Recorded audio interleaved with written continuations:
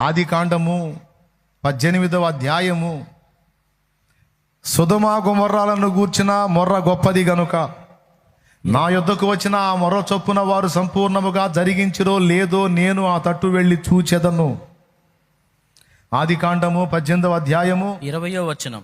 ఒకసారి తీసుకొని చూడండి. దేవుడు వాళ్ళు సంపూర్ణంగా చేశారో లేదో నేను వెళ్ళి చూస్తాను అని దేవుడే వెళ్ళాడు. మరియు యెహోవా సొదొమ గొమొర్రాలను గూర్చిన మొర్ర గొప్పది గనుకను, సొదొమ గొమొర్రాలను గూర్చిన మొర్ర గొప్పది గనుక వాటి పాపము బహుభారమైనది గనుకను నేను దిగిపోయి నా యొద్దకు వచ్చిన ఆ మొర్ర చొప్పుననే వారు సంపూర్ణముగా చేసిరో లేదో చూచెదను. చేయని ఎడల నేను తెలుసుకుందునా. నేను అక్కడ 20వ వచనం మళ్ళీ మీరు ఒకసారి చూస్తే సొదొమ గొమొర్రాలను గూర్చిన మొర్ర గొప్పది అన్నాడు. ఇంతకీ అక్కడ నుంచి ఎవరు మొర్ర పెట్టుంటారు? అక్కడ మంచోడు ఎవడూ లేడు. నాకు తెలిసి లోతు ఒక్కడే ఉన్నాడు, నీతిమంతుడైన లోతు అని. లోతు గురించి మాత్రమే వ్రాయబడి ఉంది. మరి లోతు పెట్టిన మొర గొప్పదా, లేకపోతే అసలు ఇక్కడ మొర గొప్పది అన్నాడు? ఇంతకీ మొర పెట్టింది ఎవరు? మీకు ఒక విచిత్రమైన విషయం చెప్తా ఈ సందర్భంగా. దుర్మార్గులు, గర్విష్ఠులు, అహంకారులు అయినటువంటి మనుషులు చేసే దుర్మార్గాలు, దుశ్చర్యలకు మనుషులు బాధపడి మొర్ర పెట్టడమే కాదు, ప్రకృతి కూడా మొర్ర పెట్టిద్ది దేవునికి. ఇది గుర్తుపెట్టుకోవాలి. ప్రకృతి కూడా మొర్ర పెట్టిద్ది, ప్రకృతి స్పందించిద్ది.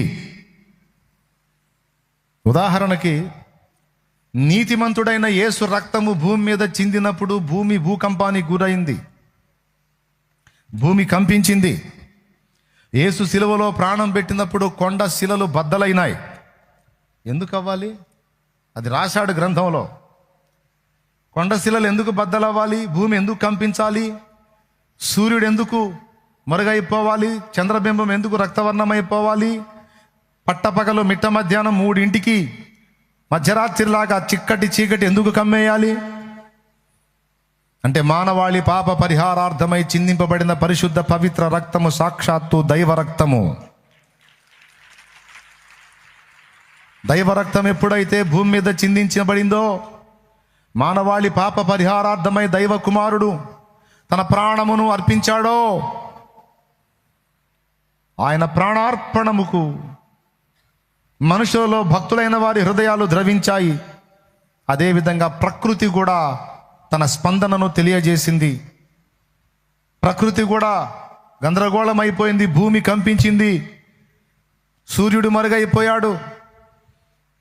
మధ్యాహ్నం 3 గంటల వేళ చిక్కటి చీకటి గమ్మేసింది. నైటు తడవలాడుతారే మనుషులు, చీకట్లు అట్లా తడవలాడారు పగలు 3. దేవాలయపు తెర పైనుండి కిందికి చినిగిపోయింది. అంతేకాదు ప్రిలారా, శిలలు బండలు బ్రద్దలైనాయని రాసుంది, భూమి కంపించిందని రాసుంది. చూస్తారా ఎక్కడ రాసుందో?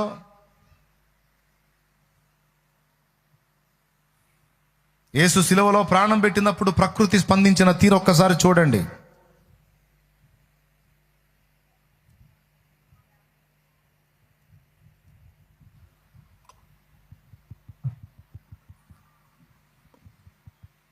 సువార్తలలో మత్తయి 27 కనపడలేదా శామ్యూయల్?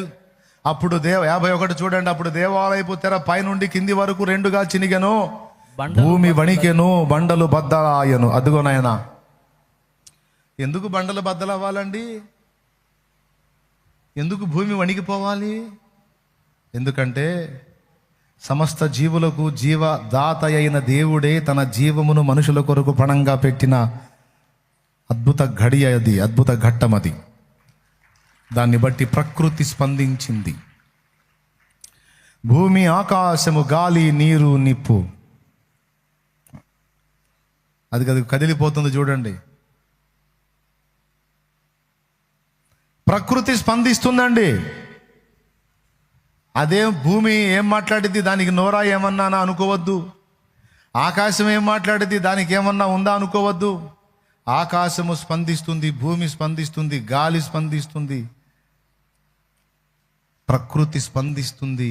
కొన్ని ఘట్టాలలో. మనం అనుకుంటాం ప్రకృతి నిర్జీవమైందని. కాదు నాన్న, ప్రకృతిలో కూడా జీవం ఉంది. దేవుని వాక్యం ఏం చెప్పిందో తెలుసా? పంచభూతములు ఆయన దూతలట. తన దూతలను వాయువులుగాను తన సేవకులను అగ్ని జ్వాలలుగాను చేయుచున్నవాడు. జలముల దేవదూత అన్నాడు. బలిపీఠము నుండి ఒక స్వరము వినబడింది అన్నాడు.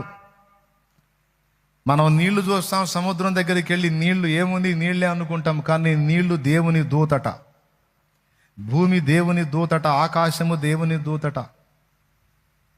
నమ్ముతారా?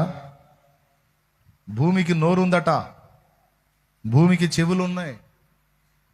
నోరు చెవులు ఉన్నాయంటే భూమికి కూడా హృదయం ఉంది. దేవునికి స్తోత్రం.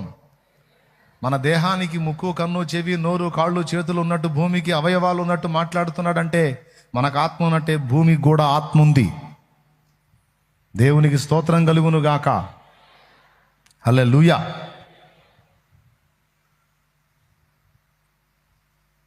భూమికి కూడా ఆత్మ ఉందండి. ఒకళ్ళు ఒప్పుకున్నా ఒప్పుకోపోయినా అది నిజం. మనకున్నట్టే భూమికి కూడా జ్ఞానం ఉంది. లేకపోతే దేవుడు దాంతో ఎందుకు మాట్లాడతాడు? చాలా చోట్ల దేవుడు భూమితో, ఆకాశంతో మాట్లాడాడు.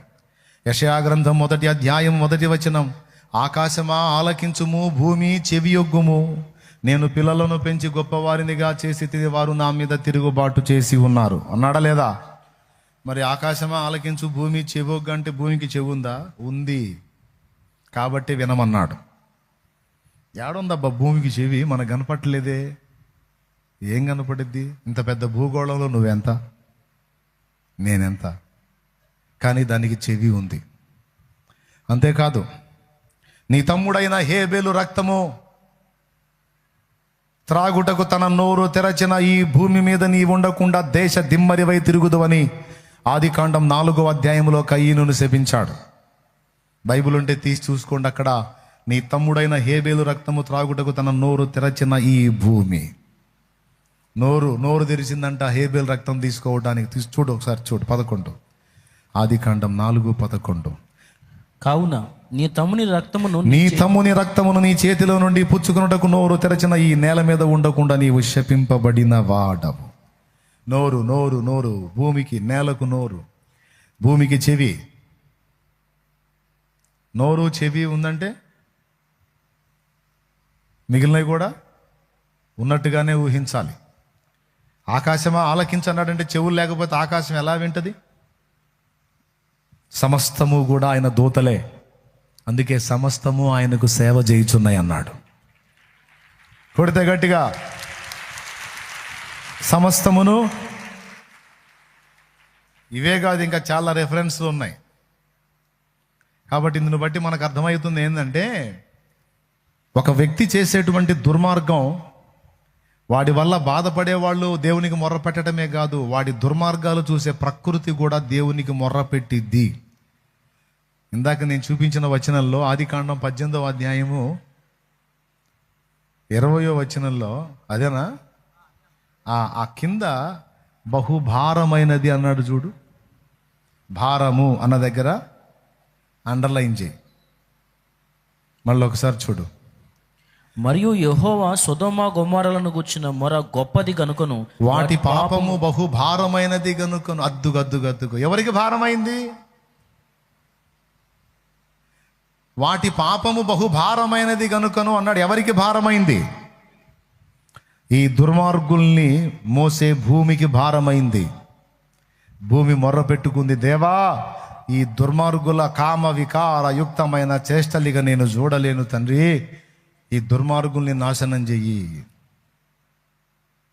అందుకే వాళ్ళ నోళ్ళు మీరు మూపిస్తే శిలలు కేకలు వేస్తాయి అన్నాడు ప్రభు.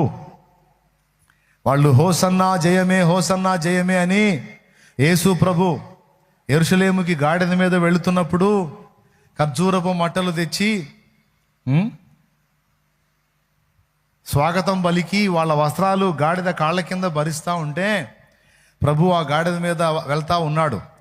ఈ శాస్త్రులు పరిసయ్యులు ఉంటారుగా, ఈ కుళ్ళుబోతోళ్ళు ఓర్వలేక, బోధకుడా వారు నిన్ను స్తుతిస్తుంటే అడ్డగించవే అంటే వాళ్ళ ఉద్దేశంలో నువ్వేం దేవుడువా, స్తుతింపబడుతున్నావు? దేవుడు ఒక్కడే స్తుతి పాత్రుడు, నువ్వెట్లా స్తుతి గైకొంటావు? వాళ్ళ నోళ్ళు మూయించంటే ప్రభు అన్నాడు, మీకు ఇంకా అర్థం కాలేదా? నేను దేవుడినని చెప్పుకునే అవసరం లేదురా, నేను దేవుడినని చెప్పుకునే అవసరం లేదురా, నేను నిజంగా దేవుడిని అయితే అది ఎదుటోడికి అర్థమైద్దిరా. వాళ్ళకి అర్థమైంది, వాళ్ళకి అర్థమై నన్ను దేవుడిగా గుర్తించి గౌరవించి స్తుతి పాడుతున్నారు. తొందరపడి మీరు వాళ్ళ నోళ్ళు మూయిస్తే శిలలు కేకలు వేస్తాయి అన్నాడు. శిలలకు నోరుందా? బాప్తిస్మం ఇచ్చే యోహాను ఏమన్నాడు? ఈ రాళ్ల వలన దేవుడు అబ్రహామునకు పిల్లలు పుట్టించగలడు అన్నాడు. రాళ్ళు పిల్లల్ని గంటాయా? చాలా వచనాలు ఉన్నాయి ఇలా డిఫరెంట్గా. వాటిని అక్షరార్థంగా తీసుకొని ఆలోచిస్తే మనకి అర్థం కాదు అసలు ఎట్లా సాధ్యమని. కానీ దేవునికి సమస్తము సాధ్యమేననుంది గ్రంథంలో. ఒక మట్టిని బొమ్మను చేసి ఊపిరిది మనిషిగా చేసినప్పుడు, ఎండిపోయిన ఎముకల్ని మహాసైన్యంగా నిలిపినప్పుడు, ఒక రాతిని స్త్రీగా మలచలేడా? మలచగలడా లేదా? ఎముకనేగా స్త్రీగా నిర్మించింది, ఎముకనే కదండి స్త్రీనిగా నిర్మించింది. దేవునికి సమస్తము. అందుకే ప్రకృతి స్పందిస్తుంది అనే విషయం మీరు గుర్తించండి. ఫస్ట్